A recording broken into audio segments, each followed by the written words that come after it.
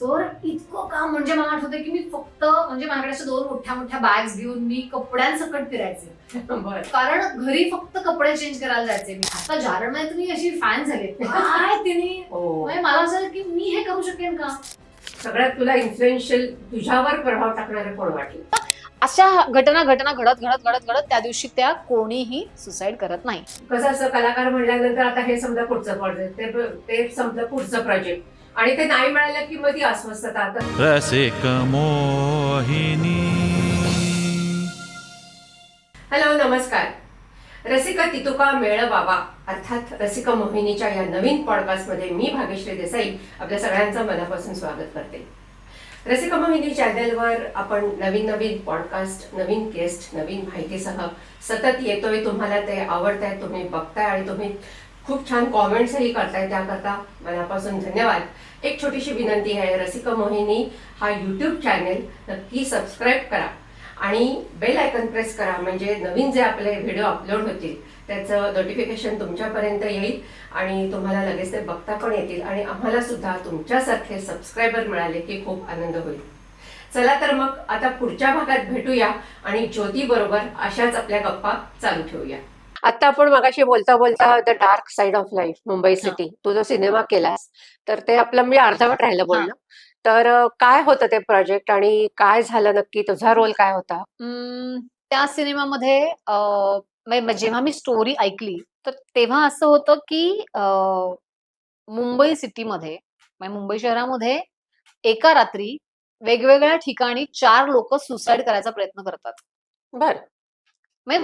वेगवेगळी फॅमिलीज वेगवेगळ्या. त्यातली एक फॅमिली मी आणि निखिल रत्नबारकीची आहे. एक के के मेनन होते. अच्छा. एक दीपराज राणा त्यांची स्टोरी होती. एक मॉमेडियन कपल होतं, त्यांची स्टोरी होती. असे आम्ही 4 वेगवेगळे कपल्स आणि 4 वेगवेगळ्या ठिकाणी एका शहरामध्ये 4 लोक सुसाईड करायचा प्रयत्न करतात. 4 कपल्स. कपल्स नाही. एक K K Menon I think single father होते. त्यांना एक मुलगी आहे. Businessman. Deepraj Rana police officer असतात. त्यांच्या फॅमिलीतले त्यांचे इंडिव्हिज्युअल प्रॉब्लेम्स असं काही काही दाखवलंय. मग हे दोघं जण ते लव्ह जिहाद आणि ह्या असा थोडासा एक विषय ह्याच्यातनं ते तयार होतात स्वतःला कुर्बान करायला वगैरे असं. आणि मी आणि Nikhil Ratnaparkhi typical middle class family जी स्ट्रगल करते मुंबईमध्ये.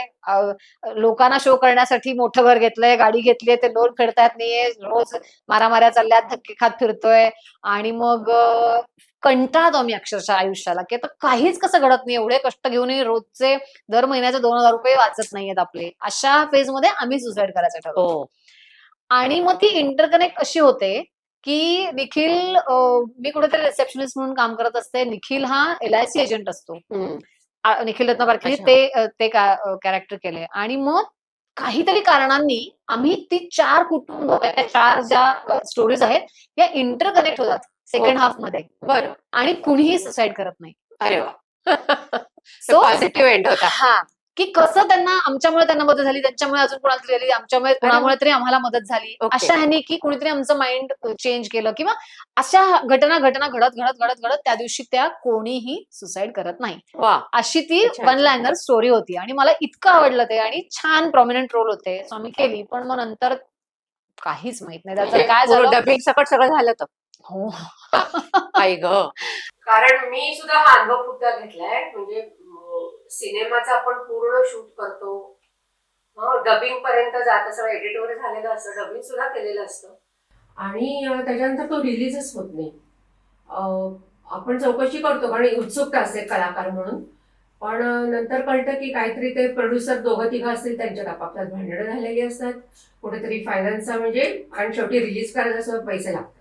म्हणजे तेव्हा सुद्धा लागायचे. सिंगल थिएटर असेल, मल्टिप्लेक्स असेल, तुम्हाला कुठेतरी पैसे ते द्यावेच लागतात किंवा प्रमोशन असतं, पेपरमध्ये ऍड द्या किंवा सगळं, आणि ते पैसे त्यांच्याकडे शिल्लकच राहिलेले असतात.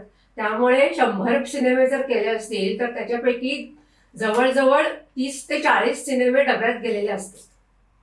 आणि ही आहे शोकांतिका आहे आपल्याकडे. म्हणजे असं काय म्हणजे आता मध्ये रोहिणीताईंचा सुद्धा मी इंटरव्ह्यू बघत होते ना, त्या सुद्धा म्हणाल्या की म्हणजे त्यांच्यासारख्या एवढी मोठी कलाकार त्या सुद्धा सांगत होत्या की खूप सिनेमे असे म्हणजे काय डब्यातच गेले, काहीच करू शकत नाही त्याचं. म्हणजे काय आता शेवटी इंडस्ट्री आहे. कधी कधी मी सगळ्या बाजूने परत म्हणलं जसं की मी सगळ्या बाजूने विचार करते की या फिल्म मधनं मला काय मिळालं. ती नाही रिलीज झाली. परत तेच होतं ना की जसं आपण आपल्याला म्हणतो ना की आर्टिस्टना लक लागतं हो. तसं त्या फिल्मला फिल्मचंही luck.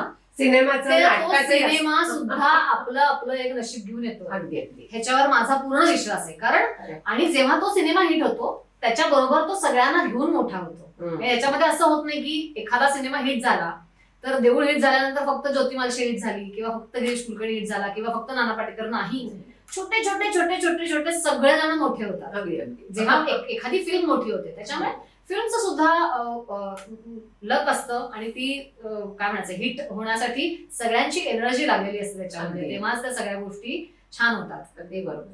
आता एवढं म्हणजे तू जे सगळं काम केलेलं आहेस तर तुला असे काही अवघड प्रसंग किंवा असं काही लक्षात कायम राहील तो अनुभव असा काही आहे का या इंडस्ट्री मधला किंवा विसरूच शकत नाही मी आयुष्यभर? म्हणजे खरं सांगू का मला मे बी माझ्याकडे एक ना टॅलेंट आहे की मी पटकन वाईट गोष्टी पटकन विसरून जाते. सिरियसली जे चांगलं आहे एवढंच लक्षात ठेवायला आवडतं मला. ह्याचं कारण असं असतं की मी खूप इमोशनल आहे. मला मग त्रास होतो आणि हा त्रास दुसरा कोणी कमी करू शकत नाही जो फक्त तुम्हाला होतो. आणि मला हे असं आहे की ते घडणार होतं, ते घडून गेलंय ऑलरेडी. What next? आता हे परत घडू द्यायचं नाही आपल्याला. ह्याच्यासाठी तुम्ही काय करायचंय ह्याचं प्रिपरेशन माझं लगेच सुरू होतं आणि त्या गोष्टी मी परत होऊ देत नाही. माझ्या बाबतीत सुद्धा कोणी समोरच्याला एखादी व्यक्ती माझी एक स्पेसिफिक वागली की मला असं होतं की ओके ह्या अशा एक ट्रेंड आहे किंवा एक या नंतर हे अशी लोक वागू शकतात. सो मी साधारण माझे नवीन ऍब्सोल्युटली त्याच्यामुळे मला हे असे अनुभव येत नाही. चांगले अनुभव माझ्याकडे खूप आहेत. चांगले अनुभव मी एक अजून सांगायचं तर जेव्हा मी इंडस्ट्रीमध्ये काम सुरू केलं तेव्हा सायमल्टेनियसली माझी बाजीराव मस्तानी सुरू होती, त्याच्यानंतर अमरप्रेम सुरू होती, सत्यशील खरे की खोटे मी म्हणलं असं ते नाटक सुरू होतं आणि देऊळच्या ऑडिशन सुरू होत्या. अच्छा. तर इतकं काम म्हणजे मला आठवतंय की मी फक्त म्हणजे माझ्याकडे अशा 2 मोठ्या मोठ्या बॅग्स घेऊन मी कपड्यांसकट फिरायचे. कारण घरी फक्त कपडे चेंज करायला जायचे मी किंवा हे कपडे दिले आणि मग मी एक बाई सांगितली होती मग माझ्या आत्याकडून ती किल्ली घेऊन जायची, माझे कपडे धुवून मला घालायची. कारण मी 4 दिवस घरीच जायचे मी. सकाळी सिंहगड पकडायची 5 वाजताची, त्यांनी कर्जतला जायचं, दिवसभर शूट करायचं, रात्रीची बस पकडून यायची किंवा माझं शक्यतो ते असं करायचे की सलग 1-2 दिवस शूट असेल किंवा नाईट शिफ्ट असेल वगैरे असं. तर असं करून दुसऱ्या दिवशी परत यायचं आणि परत यायचं म्हणजे सकाळी तिकडनं कर्जतला ट्रेन पकडून डायरेक्ट शिवाजीनगरला उतरून मी कोंढव्याला अमरप्रेमच्या शूटला जायचे. मग फुल डे तिकडे अमरप्रेमचं शूट करा, रात्री प्रयोग असेल तर तो कोणी करा. असं सगळं करत असताना मला आठवतंय की खूप कॉपरेट केलं मला सगळ्यांनी. म्हणजे इंडियन माझी काय मी पण खूप कॉपरेट केलं होतं. कारण मला आज तिकडे पण डेट लागली, इकडे पण डेट हवी. इकडे तुम्ही सेकंड लीड करत होते, तिकडे माझं बाजीराव मस्तानीमध्ये रोल छोटा असं तरी आमचं कॅरेक्टर खूप चाललं आणि खूप छान होत होते आमचे सीन, त्याच्यामुळे सीन वाढत होते. आणि मग मी अमरप्रेम सकाळी 6चा कॉल माझ्यासाठी असायचा, बाकी सगळे बिचारे आर्टिस्ट यायचे, मग माझा पटापटा शूट करायचे. 12 मला ते सोडायचे. 12 वाजता मी इंडियन मॅजिकाचीच गाडी किंवा मला ते कॅब करून द्यायचं, तिकडे मी स्वारगेटला यायचे. स्वारगेटला मी बसमध्ये बसायचे. मी खोपोलीच्या टोल नाक्याला उतरायचे. आणि तेव्हा नितीन दादा होते, चंद्रकांत देसाई. तर ते आणि आमची भेट व्हायची सेटवर. तर मग मला त्यांना हे माहित होतं की मी असं असं करत सगळे उपद्व्याप करत येते आणि गाडी वगैरे नाहीये माझ्याकडे. मग त्यांनी सांगितलं होतं की जेव्हा इथे दुपारी तुम्ही इमर्जन्सी सीन लावाल किंवा शूटला बोलवाल ना तर मग ते प्रोडक्शनची गाडी खोपोलीच्या टोल नाक्याला येऊन थांबली असायची. ओके. सो मी टोलवर उतरायचे, रस्ता क्रॉस करायचे, गाडी बसून तिकडे जायचे. मग त्यांची ती मावळवाडी केली त्यांनी राहायला. मग मला राहायची सोय करायची तिथे. कारण मग नाईट शिफ्ट असेल तर मग 1-2 सीन होऊन काही वेळा लवकर पॅकअप व्हायचं, काही वेळा फुल नाईट व्हायचं. मग सकाळी मी आवरून सगळं फ्रेश होऊन मी टमटम किंवा प्रोडक्शनची गाडी कोणी जाणार असेल तर असं करून स्टेशनला यायचे, तिकडनं परत अमरावतीला. असं काही काही खूप मजेशीर छान अनुभव होते की खूप काम केलं मी तेव्हा. खूप म्हणजे खूप काम केलं आणि मजा आली मला तेव्हा. म्हणजे मला तसं व्हायचं ना की आता कधी मी खूपच रिकामी आहे काय, एवढं काम केल्यानंतर तुम्हाला आता असं खूप मोकळा वेळ मिळाला की खूप चिडचिड व्हायला लागते. पण मजा होते तेव्हा सगळं काम करत असताना, मजा केली मी खूप. ग्रेट. मग आता हे सगळं एवढं काम करत असताना तुझ्यावर सगळ्यात इन्फ्लुएन्स किंवा प्रभाव कोणाचा पडला? दिग्दर्शक असेल, एखादा लेखक असेल, कलाकार असेल, सगळ्यात तुला इन्फ्लुएन्शियल, तुझ्यावर प्रभाव टाकणारे कोण वाटले व्यक्ती? परत माझा ना प्रवासच वेगळा आहे. या प्रवासामध्ये असं नव्हतं ना की लहानपणापासून मी ह्या व्यक्तीला मला ह्याच्यासारखं व्हायचंय किंवा मला ह्याच्यासारखं. आता गाण्यामधनं विचारशील तर माझ्यावर काही लोकांचे प्रभाव आहेत की मला आरतीताई भयानक आवडतात, की मला त्यांच्यासारखं गायचंय, मला अश्विनीताईंचं गाणं आवडतं, मला ह्यांच्यासारखं गायचंय, मला माझ्या मॅडम ज्यांच्याकडे मी शिकले की मला मॅडम सारखं गायचंय, किंवा असं एक होतं कारण मी ते बघत आले, ते मी शाळेपासून माझ्यावर संस्कार होत आले. सो मला हे असं मी एक दिवस असं गाईन, असे लोक माझ्याकडे माझं गाणं ऐकायला येतील, हे जे होतं हे अभिनयाच्या बाबतीत माझं झालं नाही. कारण काय की मी खूप माझ्या वयाच्या 22-23व्या वर्षी तुम्ही ह्या फील्डमध्ये येता, ओके, त्यावेळी तुम्हाला सगळेच जण इन्फ्लुएन्स करणारे असतात. बरोबर. आणि फॉर्च्युनेटली माझ्या समोर एवढं काय म्हणायचं एवढे लोक येत गेले की मला असं होतं की अरे ह्याच्यामध्ये एवढं भारी आहे, अरे हे किती सुंदर ह्यांनी हे केलं, ती किती सुंदर नाचली, ती किती सुंदर तिने हा डायलॉग असं, अरे बापरे, मी तर विचारच नव्हता केला की हा डायलॉग असा घेऊ शकतो आपण.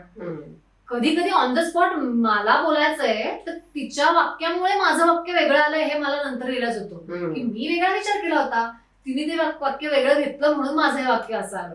सो डेफिनेटली क्रेडिट त्यांचं आहे की त्यांनी ऍक्शनवर रिॲक्शन अवलंबून असते. अगदी, हे अगदी. मला त्यात शिकायला मिळालं की अरे. तुम्हाला म्हणून नेहमी तुम्हाला को स्टार कसे आहेत ह्याच्यावर तुमचं काम खूप, अवलंबून खूप. असतं आणि Interesting. त्याच्यानेच तुमचं काम. कारण मी खूप भारी केलं हे म्हणण्यात अर्थच नसतो, माझे एकटा काही करू शकत नाही मी, तुम्हाला तो संच लागतो सगळा. अगदी. आणि असं जेव्हा होतं तेव्हाच ते कामं तुमची छान होतात. त्याच्यामुळे मी सोनाली ताईला जवळनं बघितलं, अमृता ताईला बघितलं, अनिताला दोनदा आम्ही एकत्र काम नाही केलं पण तिची काम करायची पद्धत मी बघितली.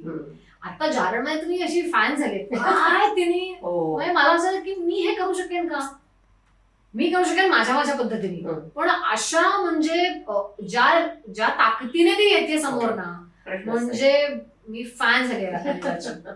पण असे खूप लोक आहेत. किंवा विभाताईचं एक वेगळ्या पद्धतीचं काम आहे, मी देऊळमध्येही बघितलं होतं तिला. त्याच्यानंतर आम्ही एकत्र काम नाही केलं, पण आणखीन आता दिलीप काका ते खूप खूप वेगळे आणि खूप गोड व्यक्तिमत्व आहे. त्याच्यामुळे त्यांच्या बरोबर काम करताना ते कसे छोटे छोटे किती प्रश्न पडतात त्यांना, म्हणजे अजूनही एखाद्या कॅरेक्टर बद्दल मी 50 फिल्म केल्या आता मला काय मी करेन असं नाही. ते रात्री आदित्य सरपोतदारला घेऊन बसायचे, मला उद्याचा सीन सांग, जेवता जेवता ते सगळं व्हायचं. त्यातनं मलाही कळायचं की अच्छा हा सीन आहे ना, ह्याच्यानंतर तो सीन घडणार नाही का, म्हणजे मला कसं वागायचं हे माझं मी एक चक्र सुरू करायचे. पण हे लोकांना बघितल्यामुळे ना मला असं होतं की आपण काही म्हणजे आधी सुरुवातीला काय म्हणायचं असं एक सिरियल 2 सिरियल केल्यानंतर लोक ओळखायला लागल्यानंतर की संपलंय मजा आहे. पण जेव्हा ह्या लोकांना भेटत गेले ना तेव्हा हे खूप यांचा इन्फ्लुएन्स असा आहे की मला त्यांनी ग्राउंडेड ठेवलं. कारण मी काही करू शकत नाही एकटं, मला ह्या सगळ्यांचा सपोर्ट लागतो. तुमचे को स्टार्स, तुमचे डिरेक्टर, तुमचे प्रोड्युसर्स, इव्हन स्पॉट दादा नसतील तर माझा चहा मला करून घ्यायचा तर मी करू शकणार आहे का.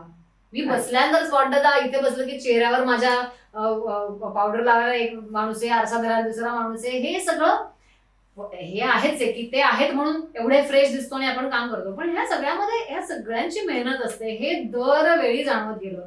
सुरुवातीला हे वय वाढलं तसं काम वाढलं, लोकांचे अनुभव आले, ह्यातनं हे छानपण आलंय. पहिला 2 प्रोजेक्ट तर मला माझ्यासाठी आहेत हे होतं कारण हे खूप अचानक आलेलं होतं सगळं समोर. तो त्यातनं ह्या सगळ्यांना बघताना अरे मी उगाच त्यांच्यावर ओरडले, काही कारणच नव्हतं, हे ह्यांना दिलाच नाही, सकाळपासून चहा करतायत तर मी एक चहात साखर जास्त झाली म्हणून मी त्यांच्यावर ओरडण्यात काही कारणच नाहीये. हे झालं माझ्याकडनं झालं नाही असं नाही, पण ते अगदी पहिल्या एखाद दुसऱ्या प्रोजेक्टला. त्याच्यानंतर मला नाही वाटत, मला मी नेहमी विचार करते की प्रत्येक वेळी जसं मला कामाची गरज आहे तसं त्या लोकांनाही गरज आहे. अगदी बरोबर. आणि काहीतरी गिव्ह अँड टेक आहे, तुम्ही त्यांना रिस्पेक्ट द्या, तुम्हाला ते रिस्पेक्ट देतात, तुमच्यासाठी ते उभे असतात. त्याच्यामुळे ते मला छान अनुभव येतात कायम सेटवर. मला मजा येते, मला शूट असेल की मी खुश असते कारण लोक भेटतात, एक वेगळं काहीतरी करतात, वातावरण छान असतं, ते वातावरण छान असतं, तुम्हाला एक वेगळं कॅरेक्टर जगता येतं, अभ्यास करता येतो. आणि परत हेच की मला फॉर्च्युनेटली मी देऊळ केला, तुंबाड केला किंवा या टेलिव्हिजन मध्ये सुद्धा मला बयो करताना सुद्धा खूप काम करायला लागलं त्याच्यावर. एखाद्या व्हिडिओचा रोल करणं, ती व्हिम्झिकल होते, ती नाहीये, पण तिला ती करायला लागते कारण लोक तिच्याशी असं वागतात आणि ती ऍक्सेप्टच करू शकलेली नाहीये. त्यामुळे तिला ते घालावंसं वाटतंय, तिला ते खावंसं वाटतंय, मग ते चोरून खाणं, ते दागिने चोरून घालणं, लपवून ठेवणं, हे सगळं मला त्या सिरियलमध्ये करत असताना हे शिकायला लागलं, कसं करायचं, कसं ह्या गोष्टी एक्सप्रेस करायच्या. त्यामुळे मजा येत होती. आणि मला ह्यातनं एक जाणवलं की तुम्हाला जोपर्यंत काम करण्याचा आनंद मिळत नाही, त्या रोलसाठी तुम्हाला वेगळे कष्ट घ्यायला लागत नाही, तोपर्यंत ते काम करण्यात काही मज्जा नाही. बरोबर. हे एक खूप महत्वाचं कारण आहे की मी खूप लिमिटेड कामं केली आहेत. अच्छा. कारण मला असं पण होतं लक्षात की राहण्यासारखी आहेत, जी आहेत ती लक्षात राहण्यासारखी आहेत. परत बाय गॉड ग्रेस आणि माझ्या फॅमिलीचा सपोर्ट, मला माझं एक कळलेल्या ज्या काही गोष्टी, माझी समज, ह्याच्यातनं मला एवढं लक्षात आलंय की तुम्ही त्या फिल्म मध्ये असण्याला काहीतरी कारण असायला हवं. बरोबर. तुम्ही त्या प्रोजेक्टचा भाग असण्यासाठी काहीतरी कारण असायला पाहिजे की गर्दी करायला मी आहे त्या फिल्म मध्ये, हे करायला मी थोडी मला असं होतं की नको करायला आपण तो प्रोजेक्ट. पण मी कधीच हे बघत नाही की त्याचा लेंथ केवढी आहे, मी अख्खा सिनेमा दिसते ना 3 तासात 2 तास मी दिसते ना, नको, मी 5 मिनिटं दिसली तरी चालेल, पण त्याची स्ट्रेंथ किती आहे, त्या रोलला स्ट्रेंथ किती आहे ह्याचं मी पहिल्यापासून माझ्या या सगळ्या को-स्टार्स मुळे माझ्यावर झालेले संस्कार येत आहे आणि त्याच्यातनं मी हे शिकत गेले आणि अशी मी माझी कामं सिलेक्ट करत गेली आजपर्यंत. ह्याच्या पुढेही माझी खूप मनापासून इच्छा आहे की मला की हे माझं म्हणणं आहे की मला या पद्धतीने कामं करायचे. माझं खूप प्रामाणिक म्हणणं आहे की मला लोकांनी माझ्या कामामुळे ओळखावं. अगदी अगदी. फक्त एक उत्तम अभिनेत्री, एक चांगलं काम करणारी मुलगी या लिस्ट मध्ये माझं नाव घेतलं जावं एवढी एक खूप प्रामाणिक इच्छा आहे. बाकी माझी काही मला बाकी कुठल्याही गोष्टीतनं मी लोकांसमोर यावे अशी माझी अजिबात इच्छा नाहीये. नाही, पण आता तू म्हणजे हे तर आहेच की अभिनेत्री म्हणून तू लक्षात राहशीलच, म्हणजे तो प्रश्नच नाहीये. पण आता बोलता बोलता तू म्हणालीस, म्हणजे मगाशी सुद्धा हा उल्लेख झाला पण आपलं राहून गेलं, गाण्याचा तुझा उल्लेख केलास की तू शिकलेली आहेस गाणं. हो. आणि त्याचं म्हणजे काय, तू पुढे काही केलंस का त्याचं, किंवा काही कार्यक्रम वगैरे करायचीस का काय, म्हणजे एक्झॅक्टली? गाणं मी अगदी 5-6 वर्षाची असल्यापासून मी गाणं म्हणत होते. अरे वा. सो मग काहीतरी उत्सवांमध्ये गाणं म्हण, कोकणात, कारण तुम्हाला स्टेज हे उत्सव असणं, की रामनवमीचा उत्सव आहे, गणपतीचा उत्सव आहे, किंवा ह्याच्यामध्ये ललिताचं कीर्तनाच्या मध्ये गाणं म्हणणं, ह्याच्यासाठी नंबर असायचे आमचे लागलेले.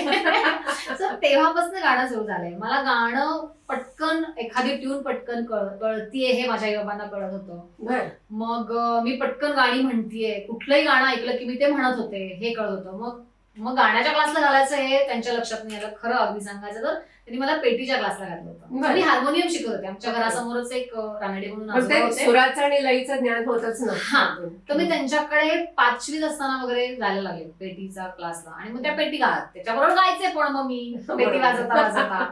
मग शाळेत गेल्यानंतर मला रिअलाइज झालं की मला अजून गाणं येतंय. मग मला सिलेक्ट करतायत की काहीतरी शाळांमध्ये अजूनही कोकणातल्या शाळांमध्ये काय आपलं गांधी जयंती असेल, टिळकांचा जयंती असेल, जे कुठले शिवजयंती असेल की लगेच आम्ही 15 ऑगस्ट 26 जानेवारी पहिलं गाणं म्हणाला. मग नंतर मी स्टेजवर पहिली आणि शेवटची प्रार्थना म्हणाला मी स्टेजवर असायचे अख्ख्या शाळेसमोर. सो मला स्टेज डेअरिंग आहे हे एक माझ्या आई लक्षात आलं होतं.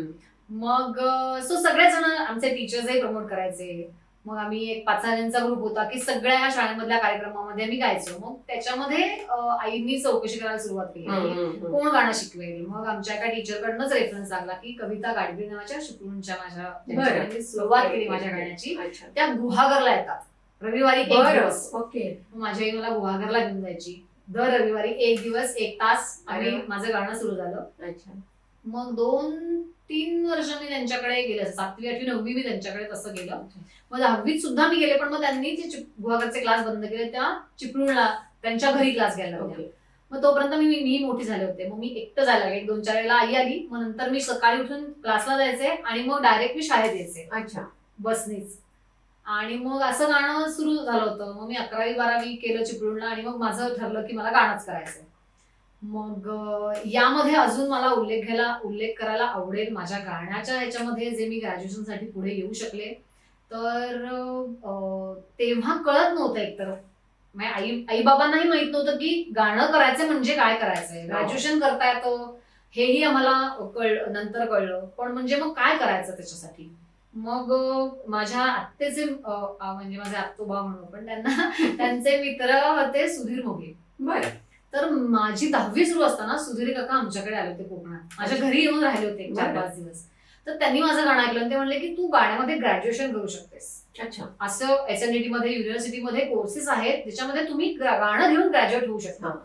तर मग झालं, मग आता ग्रॅज्युएशन करायचंय तर मग गाणं ग्रॅज्युएशन करायचं. पण मग पुढे काय, एक तर असं होत होतं की जेवढं माझ्या आई बाबांना तिथे लक्षात आलं की काय करता येईल, कसं करता येईल, माझ्या फॅमिलीने मला खूप सपोर्ट केला, आत्यानी सपोर्ट केला की चौकशी केली कुठे काय काय आहे. माझे आत्ते भाऊ आणि कारण त्यांना एक तर मी खूप लहान आहे सगळ्यांपेक्षा, सो अगदी लहान बहीण अशा ह्यांनी सगळ्या चौकशा केल्या. मग मी पुण्यात आले, मग मी त्या ऑडिशन आणि हे सगळं देऊन झालं, एंट्रन्स देऊन झाली. मग युनिव्हर्सिटीमध्ये नाही झालं तेव्हा माझं सिलेक्शन, SNDT मध्ये मला ऍडमिशन मिळून गेली.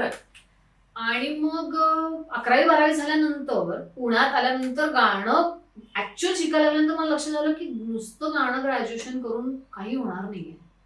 तुम्ही फक्त सर्टिफिकेटवर गाणं तुमच्या लागतं, म्हणजे तुमच्या उपजीविकेकरता उपयोग नाही होणार. मग तुम्हाला काय करायचंय, तर तुम्हाला तेवढं 1-2 तास जे काही गाणं होतं, 18 मुलींमध्ये 2 आलाप गायचे मी फक्त. गाणं कानावर पडायचं, पण 18 मुली होतो आम्ही. युनिव्हर्सिटीमध्ये एक होतं की गुरुकुल पद्धत असल्यामुळे एका गुरुकडे 3 ते 4 शिष्य असायचे. मग अगदी आठवड्यातले 2 दिवस झाले ना तरी 1 to 1 त्यांचं गाणं होतं.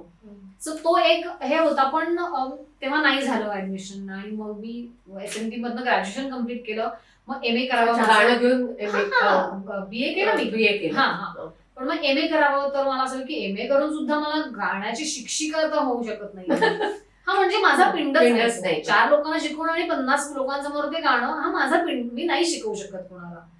तर मग ते होऊ शकत नाही. मग काय करायचं, मग थोडं साईबाबांचा विरोध झाला की सगळ्यांचा, माझ्या भावंडांचा वगैरे, की नाही मी करायलाच पाहिजे. मला असं की नाही मी नाही करणार आहे आता, मग मी माझं मी बघते, असं थोडंसं बोल्ड डिसिजन घेऊन मी पुण्यात आले होते की नाही करायचंय मला जे करायचं ते करू दे. डेफिनेटली मी काय परत येणार नाही हे माझं ठरलेलं आहे, पण मला जायचं की मला माझं करायचंय. मग मी पुण्यात आले. मग स्टुडिओ पंचम डिजिटल नावाचा एक सहवास सोसायटीमध्ये स्टुडिओ होता. कॉलेजमध्ये असताना पण मी जात होते मधनं जिंगल ट्यून्स मध्ये वगैरे, मी खूप गायले त्याच्यात. मग मी दादाला भेटले, म्हटलं असं आहे आणि आता मी पुण्यात आलेली, आता मला माहिती नाही काय करायचंय. मग होम ट्युशन सुरू केल्या मी, मुलांना गाणं शिकवत होते. मग रेकॉर्डिंग शिकवते, मग कोरस गायचे मी. कोरस, मग कारण अर्थार्जनाचं साधन तुम्हाला काहीतरी तर पाहिजे, निदान मेस आणि हॉस्टेल ह्या 2 गोष्टी तुम्हाला परमनंट इन्कम पाहिजे. सो मी 4 स्टुडंट आणि माझं एक कोरस, त्याच्यातनं माझ्या 2 गोष्टी निघायच्या. मग जिंगल ट्यून्स किंवा अमुक तर ह्यातनं हे सगळं कार्यक्रम करायचो. मग आम्ही 1-2 लोकांशी ओळखी झाल्या आणि मग आम्ही एक छोटासा ग्रुप फॉर्म केला. मग आमचे गणपतीत कार्यक्रम, दिवाळीत कार्यक्रम, दिवाळी पहाट, हे ते सगळं छोटे खाणी असायचं पण सोसायट्यांमध्ये वगैरे. मग हे सगळं सुरू झालं. मग हे करत असताना लक्षात आलं की हे ह्यातनं पुढे काय होणार आहे सगळं. सो हा स्ट्रगल मेजर होता. खूप चुका झाल्या. कारण परत तेच होतं की मी एक तर हट्टाने मी माझं बघून घेईन अशा ह्याने थोडंसं पुण्यात आले होते. त्याच्यामुळे जायचं नव्हतं आई बाबांना विचारायला आणि सांगायला कोणाकडे. त्याच्यामुळे ते खूप चुका केल्या. पण एक नक्की केलं मी की एक चूक मी परत नाही केली. त्यातनं शिकलीस. हा, नवीन चूक केली. नवीन चूक केली.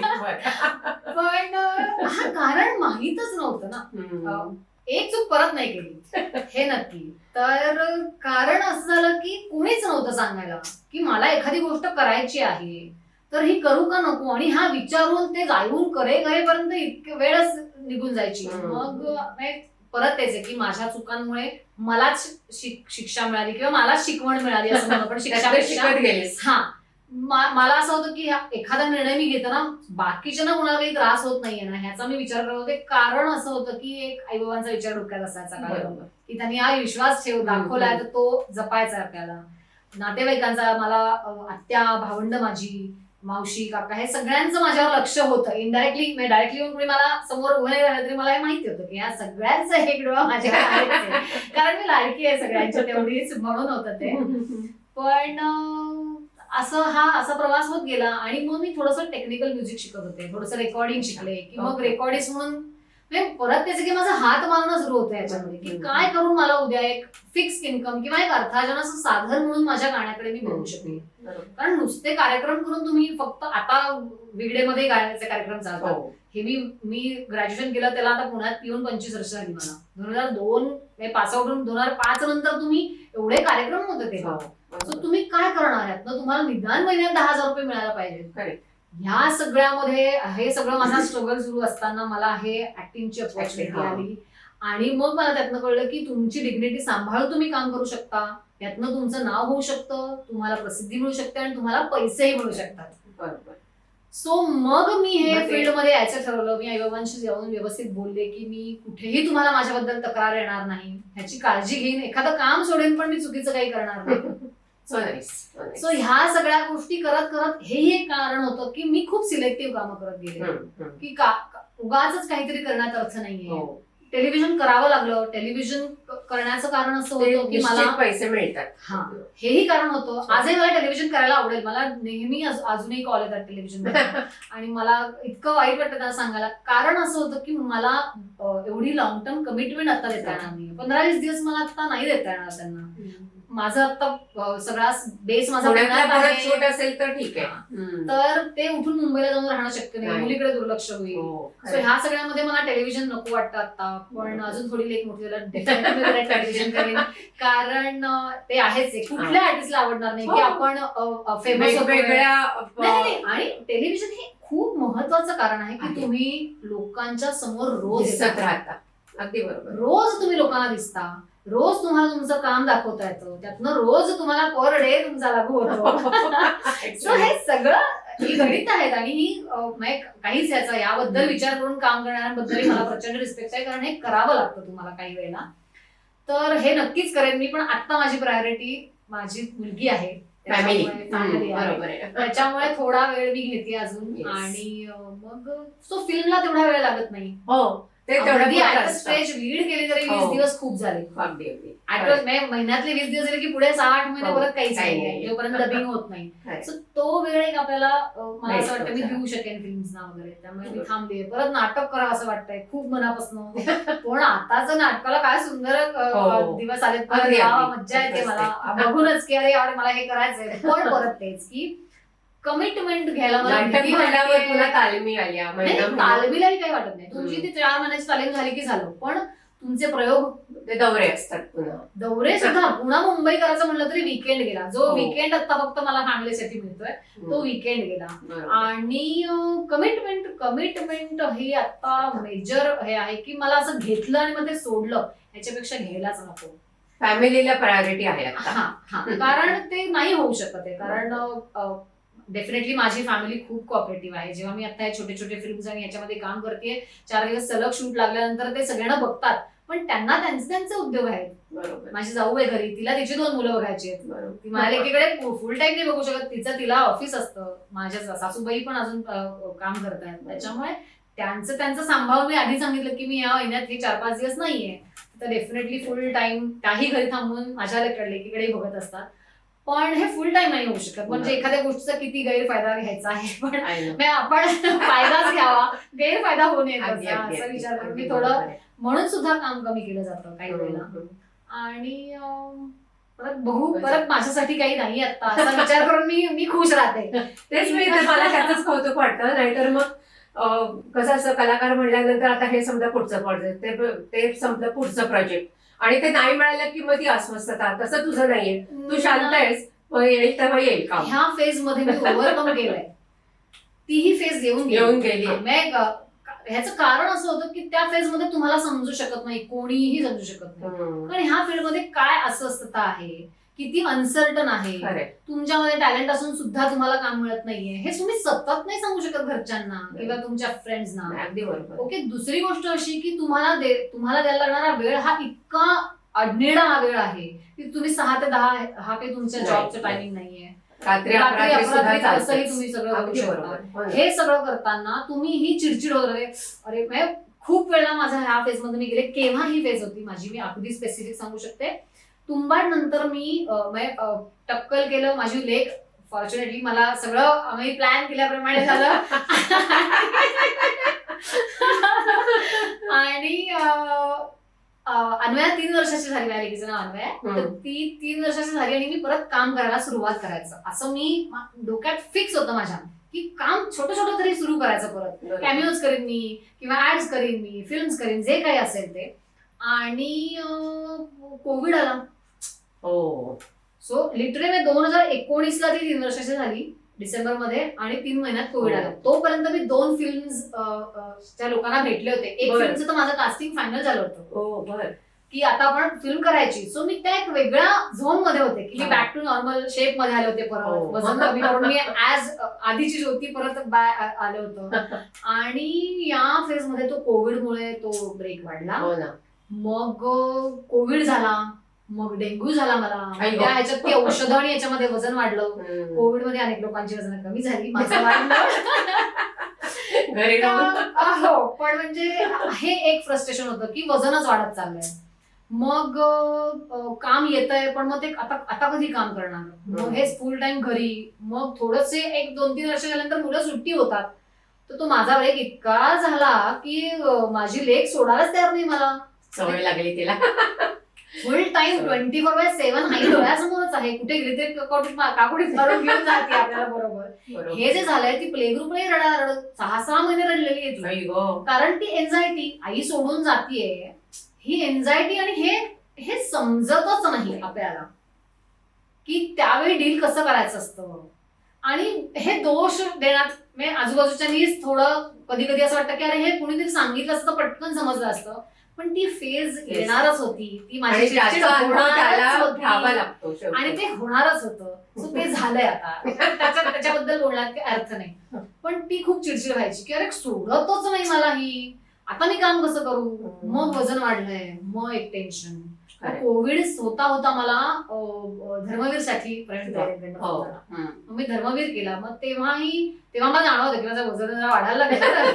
पण ते मला त्या कॅरेक्टरसाठी योग्य होतं. तर मग ती फिल्म केली. त्याच्यात सुद्धा मला नेहमीप्रमाणे छान माझ्यासाठी रोल होता आणि मजा आली काम करायला मला.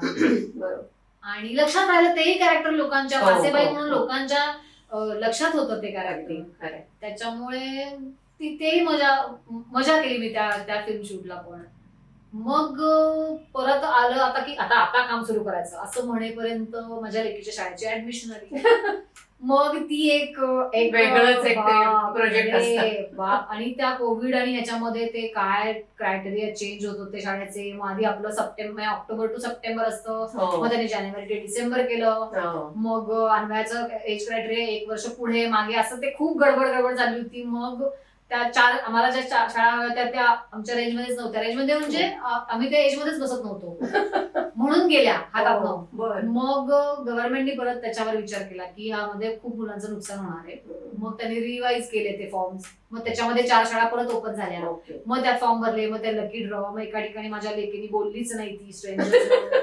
ते वेगळंच. तो लिटरली ते 6 महिने इतके डेंजर होते. मला की काय चाललंय आयुष्यात. म्हणजे स्वतःच्या आयुष्याचा मी अभ्यासाचा मी याचा एवढा स्ट्रेस घेतला होता जे माझ्या लेकीने मला प्रत्येक फेजवर स्ट्रेस दिलेला आहे की बोललीच नाही म्हणून ऍडमिशन झाली नाही, नंबरच विचारायचा आला नाही म्हणून आम्हाला ऍडमिशन झाली नाही. मग काही शाळा लांब होत्या म्हणून आम्ही विचार केला नाही. मग आता ऍडमिशन झाली पण मग शाळा ही प्रोसेस कोविडमुळे शाळेतच गेलो नाही आम्ही. मग एकदमच बिग स्कूलमध्ये गेल्यावर ती एक एन्झायटी त्या मुलांची. मग घरी आल्यानंतर तिच्यासाठी मी घरी पाहिजे, कारण एक वेगळ्या इतकं शिस्तीत शाळेत राहायचं की ते घरी आल्यानंतर अशी वेडी पिसी व्हायची मुलं. हे खूपच एक्स्ट्रीम वेदर असावे, वातावरण होतं दोन्हीकडे. ती एक फेज होती, ती गेली. आता तिला रिअलाइज झालं की आपल्याला शाळेत अभ्यासच करायला लागतो. शाळेत आपण अभ्यास करायला जातो. सो आता तिचं ती करायला लागली. Very good. प्रत्येक मी म्हणलं तसं की चिडचिड झाली, त्यातनं मी ओव्हरकम केलं. प्रत्येक फेज आयुष्यातली मी असतेच आणि ती येते, प्रत्येकाला येते. पण परत मला हे एक लक्षात होतं की मला कळत होतं काय होतंय. ओव्हरकम करायला मे बी मला थोडा वेळ लागला. पण आता आणि मग ह्या सगळ्यात आल्यानंतर असं होतं ना की काहीच नसताना तुला एवढ्या चांगल्या चांगल्या प्रोजेक्टमध्ये तू काम करू शकलीस, थोडंसं वाट बघायला काय हरकत आहे. अगदी अगदी म्हणजे so आता माझा स्ट्रगल सुरू झाला. मी असं स्वतःला सांगत असते की स्ट्रगल कधी संपत नाही ग, कायमच चालू असतो कुठलाही एज असू दे. फॉर्च्युनेटली मला तेव्हा असं स्ट्रगल नाही वाटला, हम्म. कारण मला प्रत्येक वेळी एक मिळत काम गेलं. संपेपर्यंत दुसरं काम माझ्या समोर येत होतं. बरं. मग त्यातनं काम आणि चांगले चांगले प्रोजेक्ट आले माझ्याकडे, हम्म. त्याच्यामुळे ते तेव्हा स्ट्रगल नाही वाटला मला. आता मला खूप स्ट्रगल वाटतोय कारण मला फॅमिली आणि माझं काम आणि सगळंच माझं सेल्फ, आपल्याला स्वतःकडे लक्ष हो, तेच, देणं तेच. हेही खूप महत्वाची हो, गोष्ट आहे. हो. या सगळ्या तेच मी तुला आता गोष्टी विचारणार करत होते की या इंडस्ट्रीत टिकून राहायचं म्हणजे स्वतःकडे लक्ष देणं, मग ते स्किन असेल, आपले हेअर असेल, फिजिक असेल, सगळं ते मेंटेन करणं, चांगलं दिसणं. म्हणजे चांगलं दिसणं हा जो क्रायटेरिया अजूनही आहे, म्हणजे तो आता चुकीचा का बरोबर माहित नाही मला, पण ते लोकांना ते हिरोईन मध्ये ती चांगलीच बघायला आवडते. पण त्यामुळे ते पण तू मेंटेन कसं करतेस म्हणजे स्वतःला? मेंटेन खरं सांगू का, मला जिम, मला एक्सरसाइज हा प्रकारच आवडत नाही.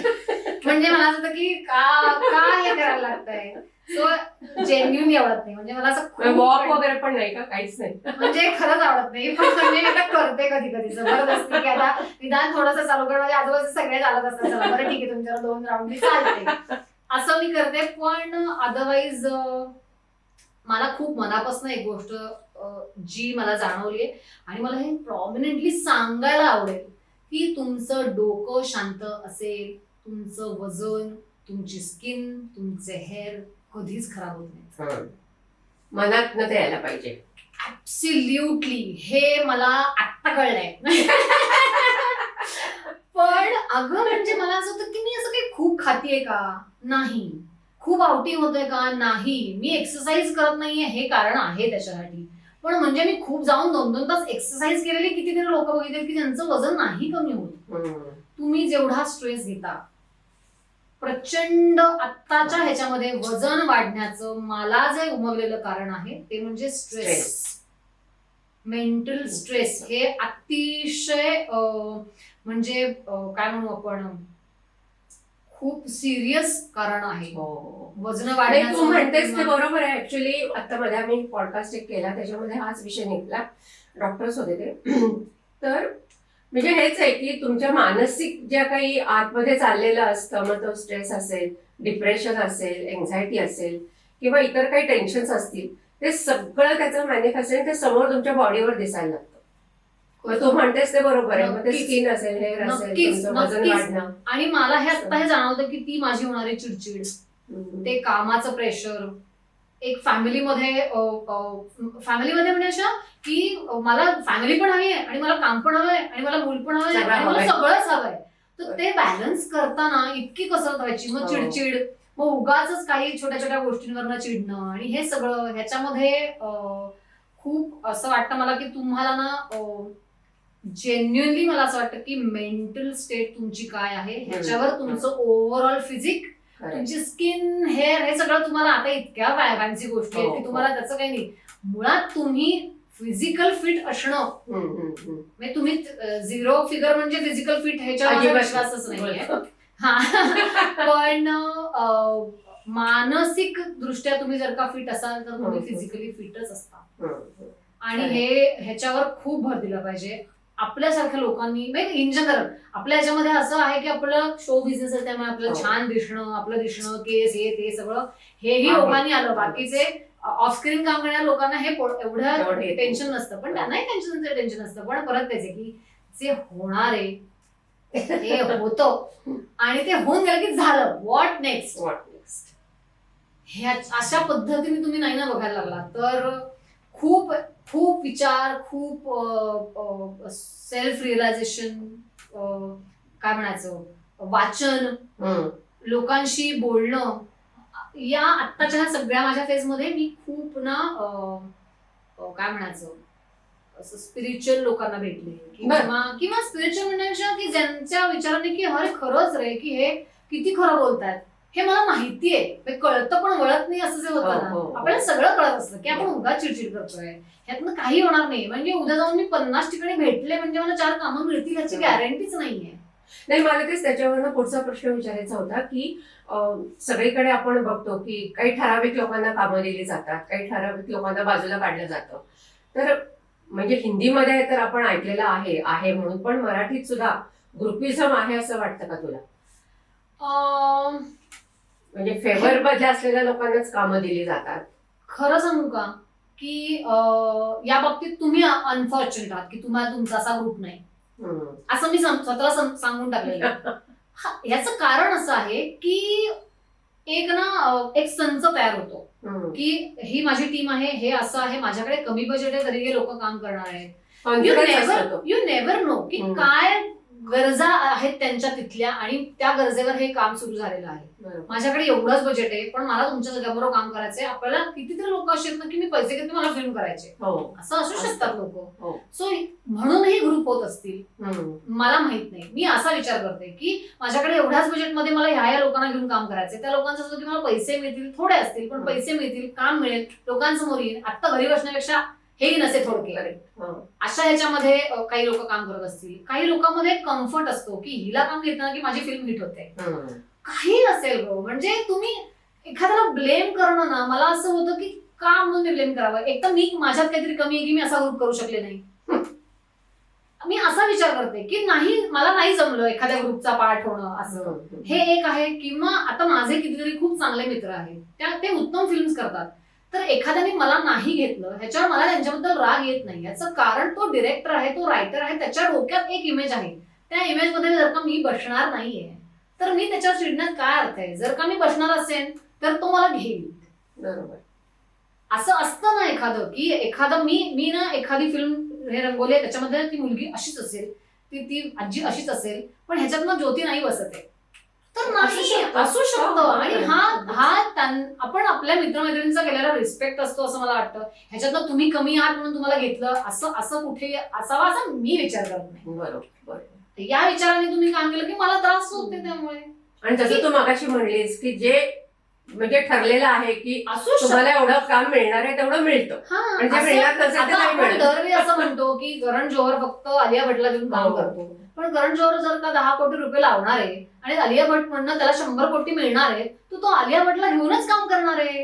अगदी बरोबर. कधीतरी असं होतं की फ्लॉप होतात तरी सुद्धा तुम्ही दुसऱ्या लोकांना घेत नाही. अशा वेळी त्यांना असं होतं की अरे यार आम्हाला कधी चान्स मिळणार मग, असंही विचार करायचा वाटतो. पण प्रत्येक ठिकाणी जसा आपण आर्टिस्ट म्हणून विचार करतो, फायनान्सरला त्याच्या बाजूने विचार करत असतो की मी लावलेले पैसे मला मिळाले पाहिजेत. सो हे आर्टिस्ट घेतले की माझे पैसे मला मिळणार आहेत, म्हणूनही त्या लोकांना घेऊन काम केलं जातं. बरोबर. परत त्यांच्या रिक्वायरमेंट ज्या असतात ते त्या म्हणजे मला असंच करणारं. काही वेळेला असं होतं ना की फिल्मची रिक्वायरमेंट नसताना सुद्धा अनेक गोष्टी आर्टिस्टना करायला लावतात की काही गरजच नाही आता रोमॅन्टिक गाणे ते करायचं, काही गरजच नाही तुम्हाला त्या बीच मधनं बिकिनी मधनं बाहेर यायची. ही फिल्मचीच रिक्वायरमेंट नाहीये. बरोबर. पण असं लोक करणारे असतात जे त्या ठिकाणी त्यांना हवे असतात, फिल्मच्या प्रमोशनसाठी असेल, आय डोंट नो. मी ह्या सगळ्या दृष्टीने मी विचार करते म्हणून त्या लोकांना फिल्म मिळतात. मला हे करायचंच नाहीये. बरोबर. सो म्हणून असे खूप कंगोर आहेत त्याला की प्रत्येक जण आपला कम्फर्ट शोधून काम करत असतो. प्रत्येक जण माझं हे मूल आहे याला मला या पद्धतीने वाढवायचंय, ह्याच्यामध्ये ही त्रासदायक नाही पण ही नाही बसत आहे ह्याच्यामध्ये, असं होऊच शकतं. आणि हे याला काही मला वाटत नाही. ग्रुपिझम म्हणतात आपलं, त्याला ग्रुपिझम म्हणतात ह्याला. तुम्ही त्याचा पाठ होऊ शकत नाही, हा तुमचा प्रॉब्लेम आहे. बरोबर. मला पाठ व्हायचं नाही हा माझा डिसिजन आहे. हो, की मला माझ्याकडे वेळ नाहीये. कारण तेवढा मला आवडणार नाही का की एखाद्या ग्रुपमध्ये मी त्यांचा मेंबर आहे की अरे कुठे असेल तरी मी, पण म्हणजे 10 वेळा त्यांना भेटायला माझ्याकडे वेळ नाहीये.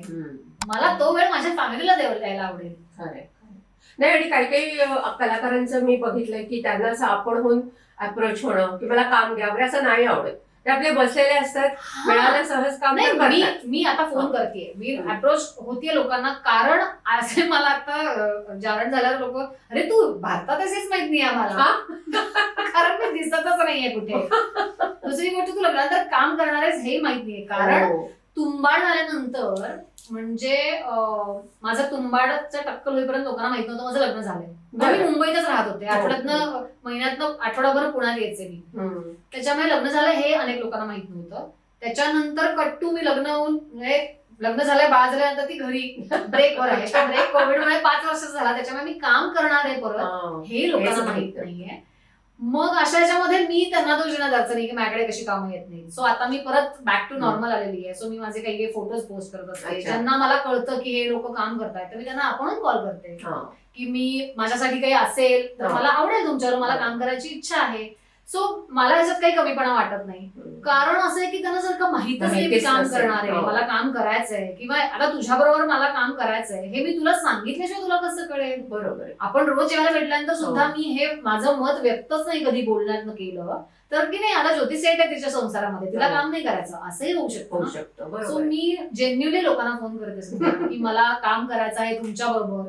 ज्यांच्यावर मला मनापासून काम करायचं त्यांना भेटून सांगते की मला काम करायचंय, मला नक्की काही असेल तर सांगा. आणि परत तेच आहे की मी सांगितल्यानंतर त्यांनी 3 फिल्म केल्या, मला फोन नाही केला, तर ह्याच्यात मी वाईट वाटून घेण्यासारखं काही नाहीये, कारण त्याच्यात माझ्यासाठी काही नाहीये. बरोबर. कारण मी सांगतानाच सांगितलंय माझ्यासाठी काही असेल तर कॉल करा.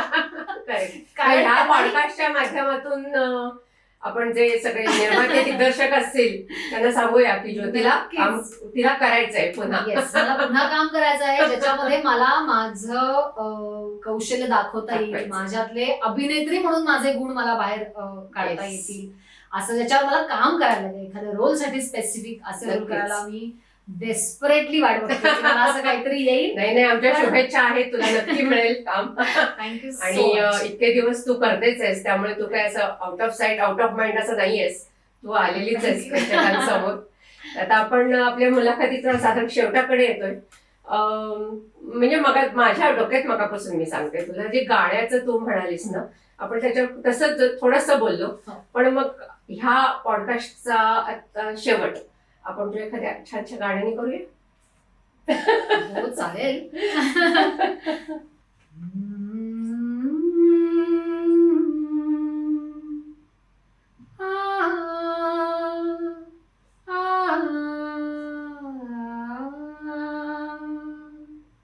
सुन्या सुन्या मैफिलीत माझ्या, सुन्या सुन्या मैफिलीत माझ्या, तुझेच मी गीत गात आहे अजूनही, वाटते मला ती अजूनही चांदरात आहे सुन्या सुन्या मैफिलीत माझ्या.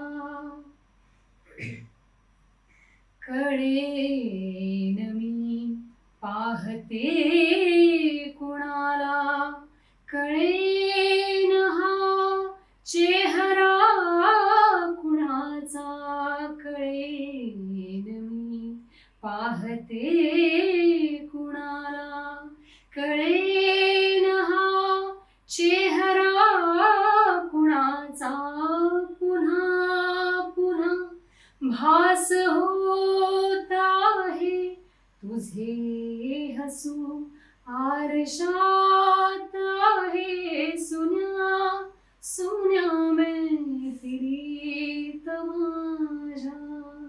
वा वा वा, थँक्यू सो मच. खूप सुंदर गायलीस, अतिशय छान मुलाखत झाली आणि आज तू वेळात वेळ काढून आमच्या रसिका मोहिनी पॉडकास्टवर आलीस, त्याकरता तुझे मनापासून आभार. माझ्याकडनंही तुम्हाला सगळ्यांना खूप खूप आभार की तुम्ही रसिका मोहिनीच्या या आजच्या पॉडकास्टसाठी मला आमंत्रित केलं आणि काही ठराविक प्रश्न न विचारता तुला जे वाटते ते बोल अशा मला खूप बोलायला संधी दिली, त्याच्याबद्दल छान झालं आणि इन्फॉर्मल झालं. मुख्य थँक्यू सो मच, मला खूप मजा आली. थँक्यू. आणि आता हे छोटस गिफ्ट आहे रसिका मोहिनी पॉडकास्ट कडून. जागृती एंटरप्राइजेस म्हणून आहेत, तर ते आपले गिफ्ट पार्टनर आहेत आणि त्यांचं हिंजवडीला शॉप आहे. ते आपल्या येणाऱ्या पाहुण्यांकरता गिफ्ट पाठवत असतात. Thank you thank you. ज्योतीला आपण खूप खूप शुभेच्छा देऊया आणि पुढच्या पॉडकास्ट करता तयार राहा. तोपर्यंत मस्त राहा, आनंदात राहा, मजेत राहा. बाय. रसिक मोहिनी.